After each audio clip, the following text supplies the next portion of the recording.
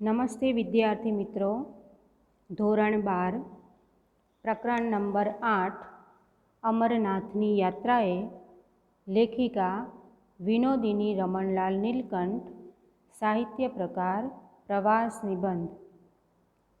વિનોદિની રમણલાલ નીલકંઠનો જન્મ 9/2/1907 અને અવસાન 29/9/1987। ગુજરાતી નિબંધ, નવલિકા, નવલકથા તેમજ બાળ સાહિત્યના અગ્રણી લેખિકા વિનોદિની નીલકંઠનો જન્મ અમદાવાદમાં થયો હતો। પ્રાથમિક, માધ્યમિક તેમજ ઉચ્ચ કેળવણી તેમણે અમદાવાદમાં પ્રાપ્ત કરી હતી। અમેરિકાની મિશિગન યુનિવર્સિટીમાંથી સમાજશાસ્ત્ર અને શિક્ષણશાસ્ત્ર વિષયો સાથે MA ની ડિગ્રી મેળવી। ગુજરાતી નિબંધ, નવલિકા, નવલકથા અને બાળ સાહિત્યના અગ્રણી એ લેખિકા વિનોદિની નીલકંઠનો જન્મ અમદાવાદમાં થયેલો છે। પ્રાથમિક, માધ્યમિક અને તેમની ઉચ્ચ કેળવણી માટે તેમણે આ બધું જ એમનું શિક્ષણ એમણે અમદાવાદમાં પ્રાપ્ત કરેલું હતું। અમેરિકાની મિશિગન યુનિવર્સિટીમાંથી સમાજશાસ્ત્ર અને શિક્ષણશાસ્ત્ર જેવા વિષયો સાથે તેમણે MA ની ડિગ્રી પણ મેળવેલી હતી। સામાજિક શૈક્ષણિક સંસ્થાઓમાં ઉમદા સેવા આપી। રસદ્વાર એ રસાળ શૈલીનો નિબંધ સંગ્રહ તેમજ આરસીના ભીતર, કારપાસી અને બીજી વાતો, દિલ દરિયાવના મોતી, અંગુલીનો સ્પર્શ વાર્તા સંગ્રહો પ્રાપ્ત થાય છે।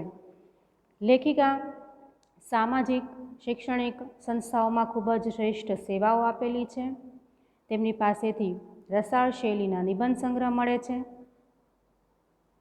આ સાથે વાર્તા સંગ્રહો પણ પ્રાપ્ત થાય છે, જેના નામ છે અહીંયા આપેલા છે। આ સિવાય લેખિકા પાસેથી બાળ સાહિત્યના નોંધપાત્ર પુસ્તક પણ મળે છે, જેનું નામ છે સફરચંદ અને બાળકોની દુનિયામાં ડોકિયું, શિશુરંજના, મહેંદીની મંજરી। રાજ્ય સરકારના પારિતોષિક પણ એમણે પ્રાપ્ત થયા છે। રાજ્ય સરકાર તરફથી એમને પારિતોષિક પણ એનાયત કરવામાં આવ્યા છે।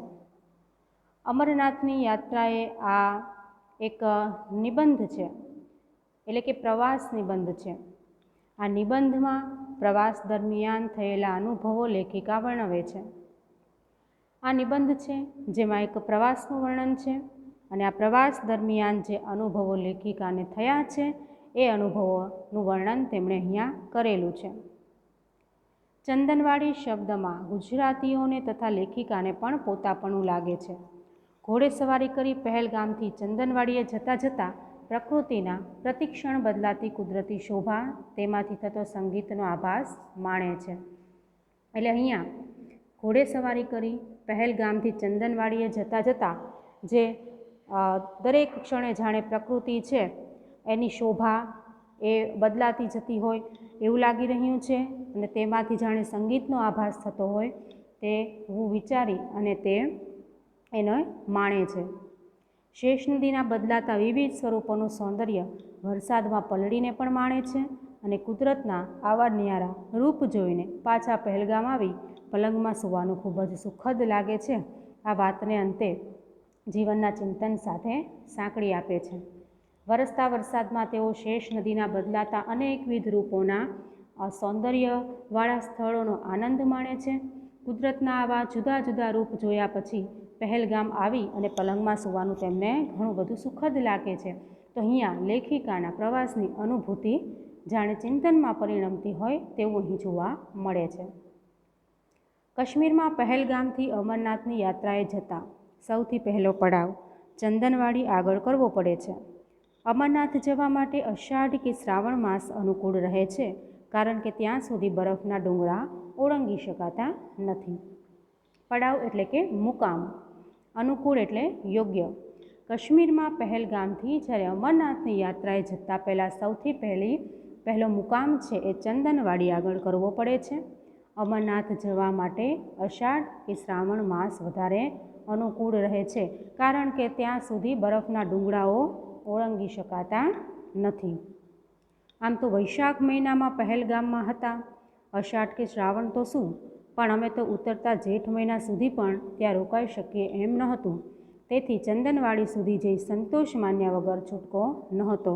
નહીં મામા કરતાં કહેણા મામા શું ખોટા, એ ન્યાયને અમે અનુસર્યા।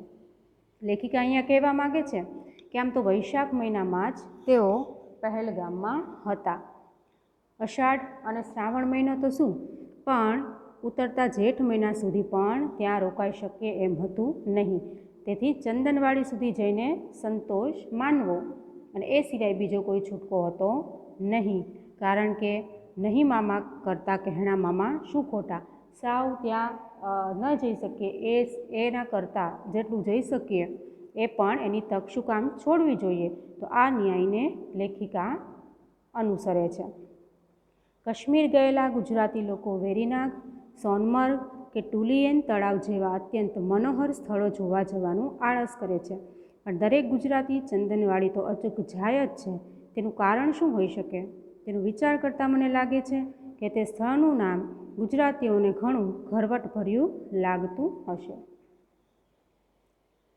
કાશ્મીર ગયેલા ગુજરાતી લોકો વેરીનાગ, સોનમર્ગ, ટુલિએન તળાવ જેવા અત્યંત જે મનોહર અને રમણીય સ્થળો છે એ જોવા જવાનું માં આળસ કરે છે, પણ ગુજરાતી લોકો હોય એ તો ચંદનવાડી તો અચૂક જાય જ. તેનું કારણ શું હોઈ શકે છે? એનો વિચાર કરતાં કરતાં લેખિકાને લાગે છે કે તે સ્થળનું નામ છે એ ગુજરાતીઓને ઘણું બધું પોતાનું હોય એવું લાગતું હશે. ગુલમર્ગ કે ખિલમર્ગ, ચશ્મેશાહી કે તખ્તે સુલતાન, અગર, અચબલ કે ગધીરબલ જેવા નામ પારકા પરાયા, પણ ગુજરાતી લોકો બાળક, વૃદ્ધ, જુવાન, સ્ત્રી અને પુરુષોના ટોળે ટોળા ચંદનવાડી જવા માટે પહેલગામથી ઘોડા પર ફલાંગ મારી સવાર બને છે. એ વાત તો સાચી જ છે. ફલાંગ મારવી એટલે કૂદકો મારવો. બીજા બધા અહીંયા જે સ્થળ આપ્યા છે, ગુલમર્ગ, ખિલમર્ગ, ચશ્મેશાહી, તખ્તે સુલેમાન, અગર, અચબલ, ગધીરબલ જેવા નામ, આવા બધા જે નામ હોય એ તો પારકા અને પરાયા લાગે, પણ ગુજરાતી લોકો છે એમાં બાળક હોય, વૃદ્ધ હોય, યુવાન હોય કે સ્ત્રી હોય કે પુરુષ હોય, ટોળે ટોળા ચંદનવાડી જવા માટે પહેલગામથી ઘોડા પર કૂદકો મારી અને એનું સવાર બને છે. એ વાત તો સાચી જ છે. મારી રંજના બહુ જ નાની હોવાથી અને રસ્તે ઘણો બરફ ખડકાયેલો અને કેટલેક સ્થળે માર્ગ ઘણા વિકટ હોવાનું સાંભળ્યાથી એને ચંદનવાડી લઈ જવી નહોતી. તેથી અમારા બેમાંથી એકે તો તેની પાસે રહેવું જ પડે. થોડા દિવસ પહેલાં કોલાહી ગ્લેશિયર ગયા ત્યારે રંજનાને ખાતર મેં છેલ્લી મજલ જતી કરી હતી. તેથી આ વખતે મારા પતિએ મને જઈ આવવાનો આગ્રહ કર્યો. લેખિકા કહે છે કે એમની રંજના છે દીકરી ખૂબ નાની હોવાથી એણે એવું સાંભળ્યું હતું કે રસ્તે છે ઘણો બધો બરફ ખડકાયેલો છે, કેટલેક સ્થળે તો માર્ગ ઘણો બધો ત્યાં જવા માટે મુશ્કેલી પડે છે. આ સાંભળવામાં આવ્યું એટલા માટે એમને રંજનાને ચંદનવાડી લઈ જવી ન હતી, પણ એમણે કે એમના પતિ બંનેમાંથી એક જણાએ તો એમની પાસે રહેવું જરૂરી હતું. થોડા દિવસ પહેલાં એમના પતિ જ્યારે ગયા હતા ત્યારે રંજનાની ખાતર એ લેખિકા છે એ જઈ શક્યા ન હતા, એટલે આ વખતે એના પતિ છે એને જઈ આવવાનો આગ્રહ કરે છે. એટલે બંને પુત્રો તો ચંદનવાડી જવા અધીરા બની રહેલા હતા. આગલી સાંજે ઘોડા પસંદ કરી લીધા હતા. અમે ત્રણેય ઘોડી સવારીની આવડતવાળા, તેથી સરસ પાણીદાર ઘોડા લઈ લીધા. હોટેલના વ્યવસ્થાપકને અમારા બપોરી ખાણાનું ભાથું બાંધી આપવાની વર્દી આપી હતી, પણ આવા પ્રસંગે ભૂખ વધારે લાગે અને હોટલવાળા હંમેશા ઓછું ખાવાનું બાંધી આપે છે એવો અનુભવ હોવાથી અમે સમી સાંજે પહેલગામના હલવાઈઓને થોડું ઘણું કટવ્યા. હવે અહીંયા આગળ પછી લેખિકાએ વાત કરી કે એમના બે પુત્રો છે ચંદનવાડી જવા માટે તો ઘણા બધા અધીરા બન્યા હતા, ઉતાવળા બન્યા હતા. એટલે આગલી સાંજે જ એમણે ઘોડા પસંદ કરી લીધા હતા કે કયા ઘોડા પર બેસીને જવું, અને ત્રણેય જણા ઘોડે સવારીની આવડતવાળા હોવાથી સરસ પાણીદાર ઘોડા એમણે શોધી લીધા હતા અને હોટલના વ્યવસ્થાપકને કીધું હતું કે બપોરી ખાણાનું ભાથું છે એ તમે બાંધી આપો. બપોરી ખાણું એટલે બપોરના સમયનું ભોજન, ભાથું બાંધવું એટલે મુસાફરીમાં સાથે લઈ જવા માટે જે ખાવાનું ટિફિન કે ડબ્બામાં મૂકવું એને ભાથું બાંધ્યું કહેવાય. તો સરસ પાણીદાર ઘોડા એટલે કે તેજસ્વી, ખૂબ જ તેજદાર હોય એવા ઘોડા લઈ લીધા. હોટલના વ્યવસ્થાપકને કીધું કે બપોરનું ખાણાનું જે ભાથું છે એ બાંધી આપવાની વાત કરી. અને ત્યારે અનુભવ એવો હતો કે જે હોટલવાળા છે એ હંમેશા ઓછું ખાવાનું બાંધી આપે છે. તો સમી સાંજે જ એ પહેલગામના હલવાઈઓને થોડું ઘણું ખટવ્યા. હલવાઈ એટલે કંદોઈ, જે રસોઈ બનાવી આપે તે, અને ખટવવું એટલે તો કે એને વધારે કમાણી કરવી. એટલે પહેલગામના હલવાઈઓને પણ ઘણી ખરી કમાણી છે એ કરાવી. વળતે દિવસે વહેલી સવારે હળવો નાસ્તો કરી કેમેરા, થર્મોસ તથા નાસ્તાના સાધનો ઘોડાવાળાને સોંપી અમે ત્રણે ચાલી નીકળ્યા. વળતે દિવસે પછીના દિવસે વહેલી સવારે હળવો નાસ્તો કરી કેમેરા, થર્મોસ અને નાસ્તાના સાધનો ઘોડાવાળાને સોંપી અને ત્રણેય ત્યાંથી ચાલી નીકળે છે. વળતે દિવસે એટલે એના પછીના દિવસે. અને હળવો નાસ્તો એટલે આમ જલ્દી પચી જાય એવો નાસ્તો. પહેલગામથી શરૂઆતથી જ શેષ નદીને કાંઠે કાંઠે થઈને રસ્તો ચાલ્યો જાય છે. કાશ્મીરનો વૈશાખ એટલે ત્યાં તો બેસી ચૂકેલી વસંત ઋતુ. નદી કાંઠે કેવી અભિરામ વનરાય.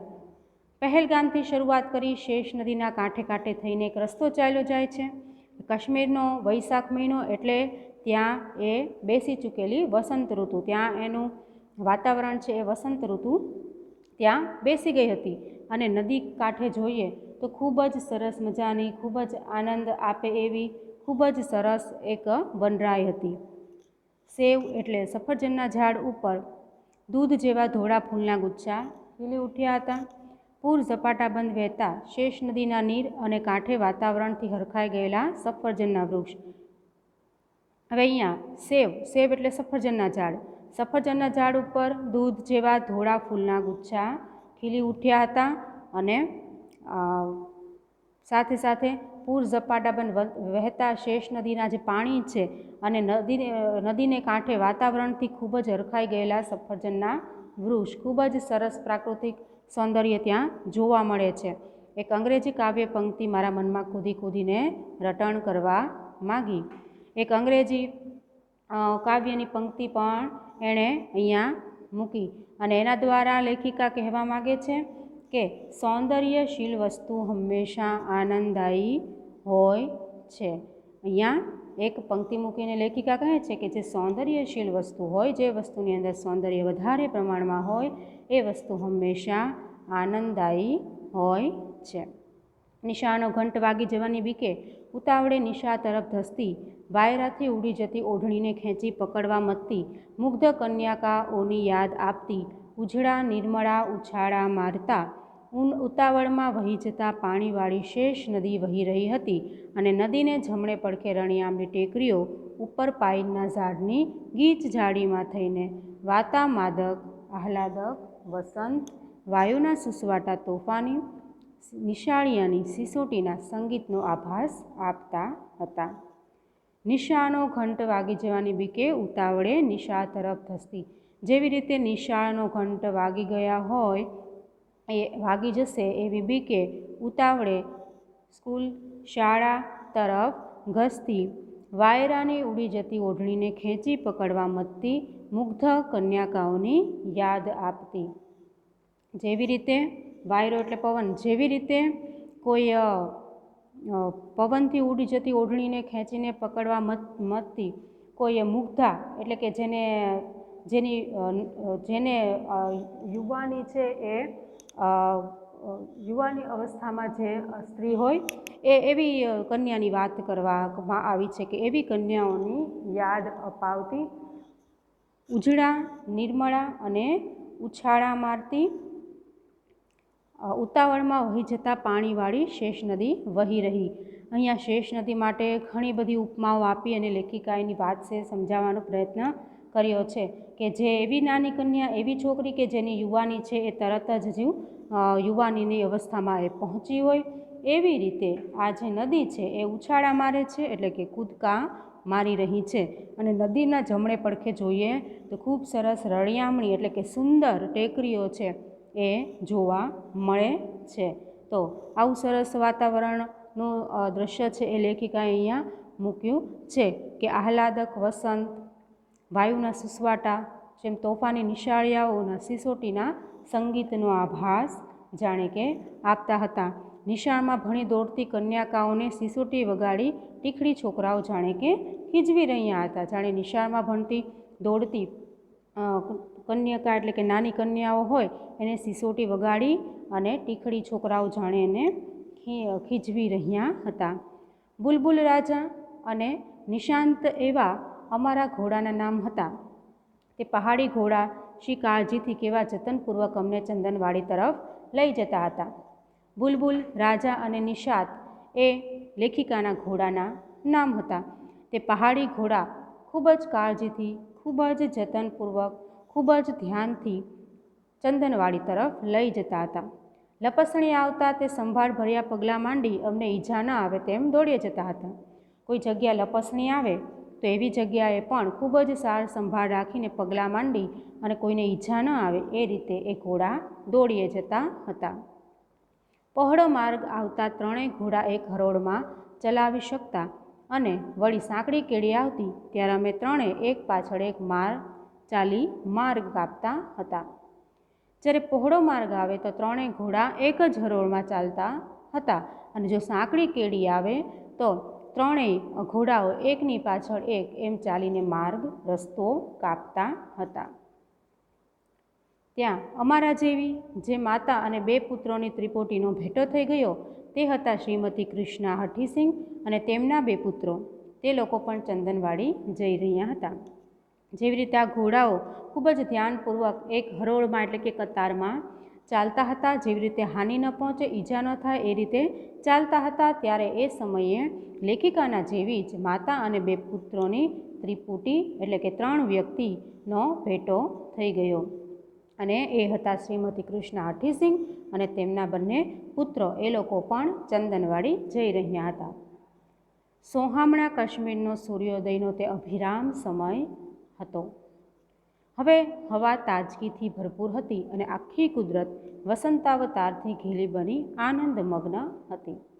સોહામણા કાશ્મીરનો સૂર્યોદયનો, સોહામણો એટલે સુંદર, સુંદર કાશ્મીરનો સૂર્ય ઉદયનો એ યોગ્ય સમય હતો.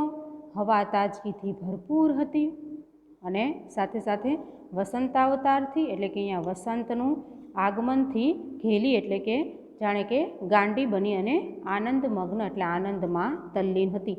આખી કુદરત જાણે વસંત ઋતુનું આગમન કરતાં કરતાં આનંદમાં તલ્લીન બની અને ગાંડી થઈ ગઈ હતી. અમે 3 પણ તે જ વાતાવરણથી મસ્ત બની હસતા, ગીત ગાતા, વાતો કરતા, સંસ્કૃત કવિઓના વસંત ઋતુના, હિમાલયના તથા નદીઓના વર્ણનાત્મક શ્લોકોનો ઉચ્ચાર કરતા ચંદનવાડી તરફ ઘોડા દોડાવી રહ્યા હતા. આ 3 વ્યક્તિઓ પણ વાતાવરણથી ખૂબ જ વાતાવરણનો આનંદ લઈ હસતા, ગીત ગાતા, વાતો કરતાં કરતાં સંસ્કૃત કવિઓના વસંત ઋતુના, હિમાલયના અને નદીઓના જે કંઈ પણ વર્ણનાત્મક શ્લોકો હતા તેના ઉચ્ચાર કરતાં કરતાં ચંદનવાડી તરફ ઘોડા દોડાવી રહ્યા હતા. માર્ગમાં દરેક ક્ષણે કુદરત પોતાનું સ્વરૂપ બદલતી હતી અને તેમાંથી કયું શ્રેષ્ઠ તે નક્કી કરવા અમે સાવ અસમર્થ બની રહ્યા હતા. લેખિકા કહે છે કે આટલું સરસ કુદરતી સૌંદર્ય હતું કે રસ્તાની અંદર દરેક ક્ષણે કુદરત જાણે પોતાનું સ્વરૂપ બદલતી હતી. એમાંથી કયું શ્રેષ્ઠ છે એ નક્કી કરવા પોતે જરા પણ સમર્થ ન હતા, કારણ કે થોડા જગ્યાના અંતરે જ કુદરતનું જુદું જુદું રૂપ છે જોવા મળતું હતું અને દરેક રૂપ છે એ ખૂબ જ શ્રેષ્ઠ હતું. એકાદ વિખ્યાત ચિત્રકારના સુંદર ચિત્રોથી ભરપૂર કોઈ ચિત્ર સંગ્રહ સ્થાનમાં જઈએ અને ત્યાં જઈ આ ચિત્ર જોયું છે, અરે આ તો તેનાથી પણ વધારે સરસ છે, એમ આપણે એકબીજાને કહીએ તેવું જ અહીં બનતું હતું. જેવી રીતે કોઈ પ્રસિદ્ધ ચિત્રકારના સુંદર ચિત્રોથી ભરપૂર કોઈ ચિત્ર સંગ્રહ સ્થાનમાં જઈએ ત્યારે આપણે સરસ મજાનું ચિત્ર જોઈને બીજાને કહીએ કે આ ચિત્ર જોયું છે, અરે આ તો બીજું ચિત્ર જોઈને કહીએ કે આ તો એનાથી પણ વધારે સરસ છે. આવું આપણે એકબીજાને કહેતા હોઈએ છીએ. તો અહીંયા પણ કુદરતનું સૌંદર્ય આટલું બધું સરસ હતું કે અહીંયા પણ આવું જ બનતું હતું કે કયું સૌંદર્ય સૌથી શ્રેષ્ઠ છે એ નક્કી કરી શકાતું ન હતું. રસ્તે ચાલતા ઝાડ, ફૂલ અને વનપંખીઓના નામ જાણવાની તક મળતી ન હતી, પણ ખરું પૂછો તો તે નામ ન જાણવાની અમારી તૃપ્તિમાં ઉણપ પણ આવતી ન હતી. રસ્તે ચાલતા ઝાડ, ફૂલ, વનના પંખીઓ એના નામ જાણવાની તક એમને મળી ન હતી, પણ સાચું કહો તો તો તે નામ ન જાણવાથી લેખિકાની તૃપ્તિમાં કંઈ ઉણપ એટલે કે ઓછપ આવતી ન હતી. એનું નામ ન જાણવાની એમની જે જિજ્ઞાસા હતી એ જિજ્ઞાસામાં કંઈ ઓછપ આવતી ન હતી. ખળભળાટ વહી જતા અને શેષ નદીમાં પોતાનું પાણી ઠાલવતા વહેડા તેમજ હૈયાનો ઉલ્લાસ સંગીત દ્વારા વ્યક્ત કરતા નાનાશા ઝરણા અમારા માર્ગ આડે વારંવાર આવતા હતા. ખડખડાટ કરીને વહી જતા આ શેષ નદીમાં પોતાનું પાણી ઠાલવતા એટલે ખાલી કરતા, વહેડા એટલે કે એક નાનો પ્રવાહ, જે એક નાનો પ્રવાહ છે પાણીનો એ વહેતો અને શેષ નદીમાં એ પાણી છે એ નીચે આવતું હતું. તો આ જેવી રીતે પોતાનો નાનો પ્રવાહ એ આ ખળખળાટ કરીને વહી જતા આ જે પાણી છે, પાણીનો નાનો પ્રવાહ છે એ જાણે કે શેષ નદીની અંદર પોતાના પ્રવાહને ખાલી કરતા હતા અને ત્યાં હૈયાનો ઉલ્લાસ પણ સંગીત દ્વારા વ્યક્ત કરતા આ નાના ઝરણા એ લેખિકાના માર્ગમાં આડે આડે આવતા હતા. એટલે સમગ્ર એ જગ્યા પર વચ્ચે વચ્ચે થોડા થોડા અંતરે એ ઝરણાનો પ્રવાહ ચાલુ હતો. પાણી પીવાને બહાને અમારી પહાડી ઘોડા પણ પરવાર ઠમકીને આ હિમસૂતાઓનો સૌંદર્યનું પાન લેતા હતા. ઠમકવું એટલે કે ઠમકથી ચાલે ચાલવું. પાણી પીવાના બહાને પહાડી ઘોડા પણ ક્ષણવાર માટે ત્યાં ચાલી અને આ ખૂબ સરસ જે પર્વત છે એ પર્વતની સાથે સાથે આજે આખું સૌંદર્ય છે એ સૌંદર્યને જાણે કે એ પણ સારી રીતે સૌંદર્યનું પાન કરી લેતા હતા. આગળ જતાં અમારો માર્ગ એકદમ ઊંચાણમાં આવી ગયો અને શેષ નદી દૂર નીચે રહી ગઈ. આગળ જતાં માર્ગ છે થોડો ઊંચાણમાં આવી જાય છે, શેષ નદી હવે દૂર નીચે રહી જાય છે. બરફ ઉપર થઈને વારંવાર પસાર થવું પડતું હતું. બરફ અગર સુશોભિત વનરાજીથી વિરાજમાન ઊંચા નીચા શિખર ચોપાસ નજરે પડ્યા કરતા હતા. ચોપાસ એટલે ચારે બાજુ, નજરે પડવું એટલે દેખાવું. બરફ સુશોભિત આ વનરાજીથી આ લીલુંછમ જે સૌંદર્ય છે તેનાથી વિરાજમાન આ ઊંચા નીચા શિખર છે એ ચારે બાજુ નજરે પડતા હતા, દેખાતા હતા. ત્યાં અરે એકાએકા કેવું દ્રશ્ય નજરે ચડ્યું.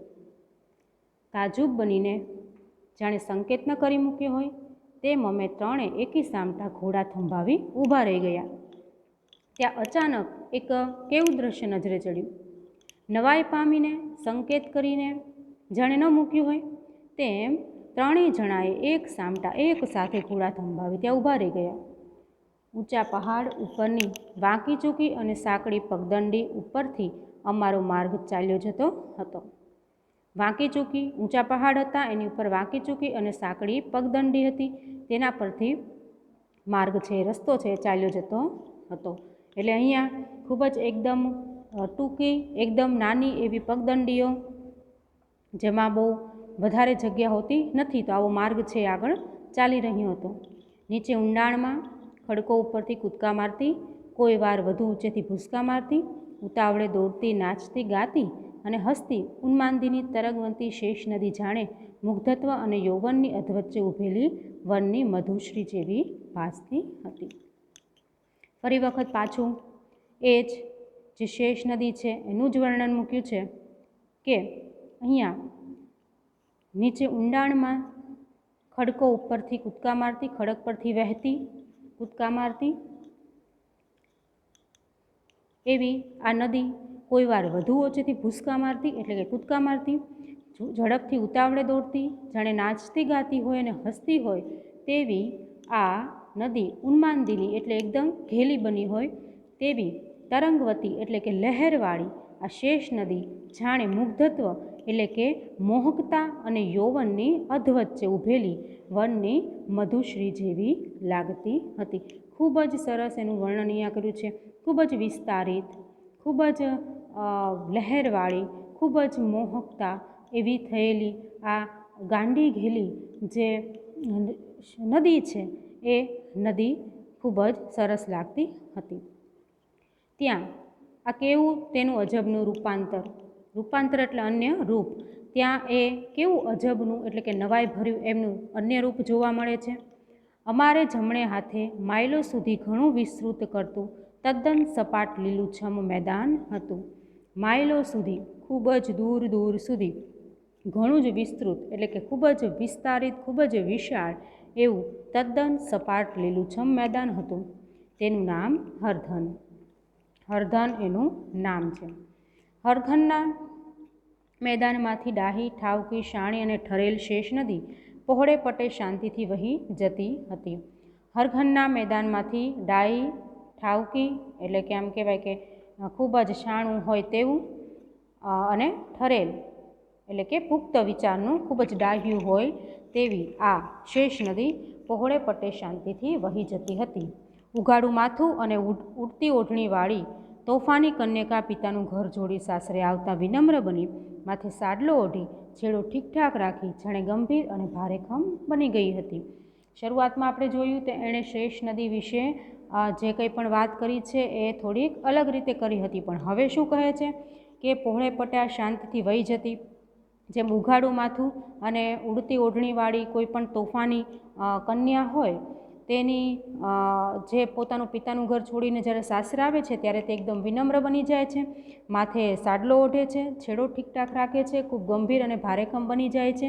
તેની જેમ આ નદીનું સ્વરૂપમાં પણ આ જગ્યા પર પરિવર્તન આવેલું જોવા મળે છે. નદીને કાંઠે અસંખ્ય ફૂલ ખીલી ઉઠ્યા હતા. તે સ્થળેથી ખસવાનું અમને મન થતું ન હતું. નદીને કાંઠે જોઈએ તો અસંખ્ય ઘણા બધા ફૂલો ખીલી ઉઠ્યા હતા. એ સ્થળેથી ખસવાની ઈચ્છા પણ થતી નથી. કેમેરાથી તસવીર ખેંચી એ અજોડ સૌંદર્યને કચકડાની ફિલ્મ ઉપર ઝકડી લેવાનો મિથ્યા પ્રયાસ કરવામાં મારા સુકુમાર તથા જગદીપ ગુંજાયા. આગળ કહે છે કે કેમેરાથી તસવીર ખેંચી એ અજોડ સૌંદર્યને, કેમેરાથીની તસવીર ખેંચે છે અને ખૂબ જ એનું સૌંદર્ય આખું અજોડ છે. આવું જે સરસ એનું જે સૌંદર્ય છે એ સૌંદર્યને આ કચકડાની ફિલ્મ ઉપર ઝકડી લેવાનો મિથ્યા પ્રયાસ એમના દીકરા છે એ કરવામાં થોડા ગૂંથાય છે. હરધનના તે મેદાન ઉપર તંબુઓ તાણીને વસવાટ કરવાની શક્યતા વિશે મેં ખૂબ જ હવાઈ કિલ્લા બાંધ્યા. ખૂબ એના વિશે વાતો કરી કે હરધનના મેદાન ઉપર તંબુઓ તાણી અને ત્યાં વસવાટ કરી શકીએ. કચકડાની ફિલ્મ પર ઝકડી લેવાનો મિથ્યા પ્રયાસ પણ એમણે કર્યો. કચકડાની ફિલ્મ એટલે પ્લાસ્ટિકની રીલ પર ઉતારમાં આવતી એક ફિલ્મ, અને ઝકડી લેવું એટલે ઉતારી લેવું, અને મિથ્યા એટલે કે વ્યર્થ. એવા ઘણા બધા વ્યર્થ પ્રયત્નો કર્યા, નકામા પ્રયત્નો થયા, અને હરધનના મેદાન ઉપર તંબુઓ તાણીને વસવાટ કરવાની શક્યતા વિશે પણ એમણે ખૂબ જ હવાઈ કિલ્લાઓ બાંધ્યા. એટલે એના વિશે ઘણી બધી વાતો, ઘણા બધા વિચારો કર્યા. અમારા 5માંથી 2 જણને આ અલૌકિક શોભાભર્યું દૃશ્ય જોવાનું રહી ગયું, તેથી અમને 3 ઘણો જીવ બળ્યો. આ 5 વ્યક્તિમાંથી 2 જણ છે એ આટલું સરસ, ખૂબ જ અલૌકિક એવું આ દૃશ્ય છે એ જોવાનું એમને રહી ગયું, અને આથી આ 3 જણને ઘણો બધો જીવ બળે છે. દુઃખની માફક સુખનો અતિરેક સહન કરવા માટે પણ સ્નિગ્ધજનની ભાગીદારી જરૂર બને છે. અંગુલીના સ્પર્શ વડે કોઈ આપણને ઊંઘમાંથી જગાડે તેમ વરસાદના ફોરાએ હરધનના મેદાનની શોભા નિહાળવામાં તલ્લીન બનેલા અમને જાગ્રત કર્યા, અને ઝરમરતા વરસાદને ઝીલતા અમે ચંદનવાડી ભણી ઉતાવળે જવા ઘોડાને એડી મારી. પેલા તંબુ તાણવાના હવાઈ વિચારો છે એ પણ એ કરે છે. તંબુ એટલે દોરણાને થાંભલાને ટેકે એક છત્રી ઘાટનું કપડાનું એક ઘર બાંધવામાં આવે છે ને તંબુ કહેવામાં આવે છે. તો અહીંયા બીજા પણ 2 વ્યક્તિ જોઈ શકતા નથી આવું સરસ અલૌકિક દ્રશ્ય, એટલે થોડોક જીવ બળે છે. જેવી રીતે કહેવાય કે દુઃખમાં જ્યારે દુઃખનો અતિરેક જ્યારે વ્યક્તિમાં હોય ત્યારે એને સહન કરવા માટે થઈ અને કોઈ પોતાના જે વ્યક્તિ છે, પોતાના સ્વજનો છે, એની ભાગીદારીની જરૂર પડે છે. તેવી રીતે સુખનો અતિરેક સહન કરવા માટે પણ ભાગીદારીની જરૂર પડે છે. જેવી રીતે આંગળીના સ્પર્શ વડે કોઈ આપણને ઊંઘમાંથી ઉઠાડે, તેમ વરસતા વરસાદના ફોરાએ પણ, ફોરા એટલે છાંટાએ, હરધનના મેદાનની શોભા નિહાળવામાં ખૂબ તલ્લીન હતા એવા આ 3 વ્યક્તિઓને જાગૃત કર્યા, એટલે કે સજાગ કરે છે. અને ઝરમરતા વરસાદને ઝીલતા તેઓ ચંદનવાડી ભણી ઉતાવળે જવા ઘોડાને એડી મારે છે, એટલે ઘોડાને દોડાવવા માટે એડી મારે છે. ચંદનવાડી આગળ શેષ નદી બહુ ઘાટીલો વળાંક લે છે ત્યાં નદી તટે અમરનાથના જાત્રાળુ માટે છાપરા બાંધેલા છે અને થોડા ચા ઘર પણ નજરે પડે છે. ચંદનવાડી આગળ શેષ નદી ખૂબ જ અલગ પ્રકારનો ઘાટીલો વળાંક લે છે. ત્યાં નદી તટે અમરનાથના યાત્રાળુ માટે છાપરા બાંધેલા છે અને થોડીક ચાના ઘર પણ જોવા મળે છે. ચંદનવાડીના છેક પાછલા ભાગમાં બરફનો પુલ છે. પાછળની બાજુમાં બરફનો પુલ છે અને પર્વતની ઉપર જામી ગયેલા બરફની અંદર કુદરતી ગોળાકાર બાકુર ઉપાડી શેષ નદી ચંદનવાડી તરફ વહેતી આવે છે. ત્યાં તેનાથી આગળ પર્વતની ઉપર જામી ગયેલા જે બરફ છે તેની અંદર કુદરતી રીતે બાકુરું એટલે કે છિદ્ર પાડીને શેષ નદી ત્યાંથી ચંદનવાડી તરફ વહેતી આવે છે. ઉનાળો ઉગ્ર બનતા આ બરફનો પુલ કદાચ ઓગળી જતો હશે. ઉનાળો પડવાથી ગરમી વધારે પ્રમાણમાં હોય એટલા માટે આ પુલ છે એ બરફનો બને છે, કદાચ ઓગળી જતો હશે.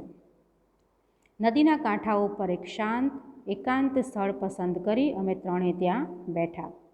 નદીના કાંઠા ઉપર એક શાંત ખૂબ જ એકાંત કોઈ હતું નહીં એવું એકાંતવાળું સ્થળ પસંદ કરીને ત્રણેય જણા ત્યાં બેઠા. ભાથામાં આવેલી ગરમ વાનગીઓ ઠંડી પડી ગઈ હતી અને ઠંડી વાનગીઓ ગરમ બની ગઈ હતી અને કેટલીક વાનગીઓનું સ્વરૂપ તો એટલું પલટાઈ ગયું હતું કે તે કઈ ચીજ છે તે પારખવું યોગબળથી જ કદાચ શક્ય બને. આગળ કીધું કે ભાથામાં જે ગરમ વસ્તુ આવી હતી એ ભાથું એટલે કે જે મુસાફરીમાં સાથે લઈ જવા માટે જે ખાવાનું ડબ્બામાં કે ટિફિનમાં મૂક્યું હોય તે ભાથામાં આણેલી એટલે આપેલી ગરમ વાનગીઓ એ ઠંડી પડી ગઈ હતી અને ઠંડી વાનગીઓ ખૂબ જ ગરમ બની ગઈ હતી અને કેટલીક વાનગીઓનું સ્વરૂપ તો એટલું બધું બદલાઈ ગયું હતું તે કઈ વસ્તુ છે એ પારખવું કદાચ યોગબળથી જ શક્ય બને. દરરોજ ભાવ્યનું ચિકાશ કરનારા બંને છોકરાઓ તે દિવસે તાજી હવામાં ઘોડાદોડની લાંબી મજલ થવાથી તે વિચિત્ર અને નામ ના આપી શકાય તેવું ભોજન આનંદથી આરોગી ગયા. રોજ ભાવ્યું અને ચિકાશ કરનારા એટલે કે ચાપચીપ કે ચીકણાવેડા કરનારા આ બાળકો છે એ તે દિવસે તાજી હવા આટલું સરસ પ્રાકૃતિક સૌંદર્યની સાથે સાથે આ ઘોડાદોડની આ જે લાંબી મજલ છે એ મજલ થવાથી એ ખૂબ જ વિચિત્ર અને નામ ન આપી શકાય તેવું ભોજન પણ આનંદથી ખાઈ લે છે. વળી પાછો વરસાદ થયો. કોણ જાણે ક્યાંથી કાળા ભમર જેવા વાદળા દળબડ દોડતા આવી આકાશની ગુંબજમાં પથરાઈ ગયા. વળી પાછો વરસાદ થાય છે. વરસાદ થવાથી કોણ જાણે ક્યાંથી ભમર જેવા કાળા વાદળા દળબડ દોડતા આવી અને આકાશની ગુંબજમાં પથરાઈ જાય છે. અને વરસાદ તૂટી પડ્યો. ઝપાટાબંધ પાછા ન જઈએ તો સાંકડા વહેણાઓ પહોળા અને વેગથી વહેતા બની જાય તો તે ઓળંગવા અઘરા પડી જાય. વરસાદ ખૂબ જ તૂટી પડે છે. ઝપાટાબંધ એટલે કે ઝડપથી જો પાછા ન ફરે તો સાંકડા વહેડાઓ અને આજે પહોળા અને વેગથી વહેતા બની જાય તો ઓળંગવા માટે ખૂબ જ અઘરા પડી જાય. વળી પહાડની ઉભળક ઢોળાવમાંથી કોરી કાઢેલી પગથિયો સાંકડી અને લપસણી બની જાય તો ઘોડાનો પગ સરી જવાનો પણ સંભવ ખરો જ. પહાડના ઉભળક ઢોળાવમાંથી ઉભળક ઢોળાવ એટલે ખૂબ જ ઉપર હોય એવું આમ અધરતાલ, ઢોળાવ એટલે કે ઢાળ. આવા ઢોળાવમાંથી ઉભળક અધરતાલ ઢાળમાંથી કોરી કાઢેલી પગથિયો એકાદ સાંકણી અને જો લપસણી બની જાય, કોરી કાઢેલી એટલે કહેવાય આમ તૈયાર કરેલી, અને એ જો સાંકડી અને લપસણી બની જાય તો ઘોડાનો પગ છે એ સરી જવાનો સંભવ પણ એટલો જ રહે છે. એટલે પહેલગામ પાછા પહોંચી જવાની મને અધીરાય થઈ. અધીરાય એટલે ઉતાવળ. પહેલગામ પાછા પહોંચવાની લેખિકાને ઉતાવળ થાય છે. ઘર ભણી જવાનું હોવાથી બુલબુલ રાજા તથા નિષાદ પણ ઝડપભેર દોડવા રાજી હતા. ઘર તરફ જવાનું હોવાથી બુલબુલ રાજા અને નિષાદ પણ ઝડપથી દોડવા રાજી હતા. વરસાદમાં પલળવાની એમને તો મજા આવતી હતી, માત્ર અમારા કેમેરામાં પાણી ન પેસે તેની અમને ચિંતા હતી. ખૂબ જ સરસ પ્રાકૃતિક સૌંદર્ય છે તો વરસાદમાં પલળવાની પણ મજા આવે છે અને માત્ર આ જે કેમેરો છે એમાં પાણી ન પેસે તેની એક ચિંતા હતી. જેને અમે ઝરણાના સ્વરૂપે જોયા હતા તે થોડા કલાકમાં ધસમસ વહેતી નદીઓના રૂપમાં પલટાઈ ગયા હતા. હમણાં જેને ઝરણાની સ્વરૂપે જોયા હતા એ અત્યારે ધસમસ એટલે ખૂબ જ જોરથી આગળ વધતી એવી આ રૂપમાં નદીના રૂપમાં પલટાઈ ગયા હતા. હરઘરનું પથરાયેલું વિશાળ મેદાન પણ રૂપ પલટો કરીને બેઠું હતું. હરઘરનું જે વિશાળ મેદાન છે એ પણ જાણે એનું રૂપને બદલીને બેઠું હતું. આ વખતે અમે શેષ નદીના પ્રવાહની સાથે સાથે જતા હતા. જ્યાં શેષ નદીનો પ્રવાહ હતો એની સાથે સાથે એ જતા હતા અને વરસાદ જેવો સમાન ધર્મ ભેરું મળી જવાથી શેષ નદી જાણે વધુ ઉલ્લાસવતું બની ગઈ હતી. સમાન ધર્મ એટલે સમાન ગુણવાળું, ભેરું એટલે કે મિત્ર. વરસાદ જેવો કોઈ સરખા ગુણવાળું કોઈ મિત્ર મળી જવાથી શેષ નદી જાણે વધુ ઉલ્લાસવંતી બની ગઈ હતી. ઉલ્લાસવંતી એટલે કે આમ ખૂબ જ ખુશીથી, હર્ષથી પ્રફુલ્લિત થઈ ગયેલી. જેવી રીતે આ જે વરસાદ છે એ વરસાદ એના જેવો સમાન ગુણવાળો મિત્ર એને મળી જવાથી શેષ નદી પણ જાણે વધારે ખૂબ જ ખુશીથી, આનંદથી, હર્ષથી પ્રફુલ્લિત બની ગઈ હતી. મારતે ઘોડે અને ધોધમાર વરસતે વરસાદે અમે પહેલગામ પહોંચ્યા ત્યારે અમારા શરીર ઉપર એક તસુ જગા પણ કોરી રહી ન હતી. તસુ એટલે કે ઇંચ જેટલું માપ.